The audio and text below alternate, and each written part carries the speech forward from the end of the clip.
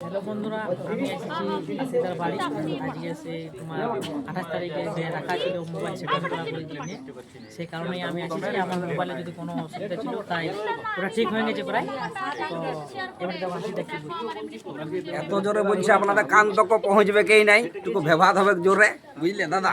তো বন্ধুরা, আজকে এসেছে এই যে আমার দাদা, আমাদের ঘরকেই একটা টেকনিক্যাল মিট আপ রাখা হয়েছিল ছোট্ট ধরনের, আর সেইটা যাদের ফোনের অসুবিধা ছিল, মানে সমস্যা, সেই সমাধান করার জন্য আমাদের মকসেদ ভাই আছে, রুদ্র দিবানা আছে। হ্যাঁ, তো সমস্যা যতটুকু ছিল অবশ্যই ঠিক করা হয়েছে, দাদার মুখেই শুনলাম। তো দাদাকে একটু সবাই সাপোর্ট করো, ভালোবাসা দাও, পাশে থাকো। যতজন আমাদের বন্ধু আছো, প্রিয়জন আছো, সকলকেই বলবো। আর একে অপরকে সাপোর্ট করে পথ চলা, এটাই হলো ফেসবুক।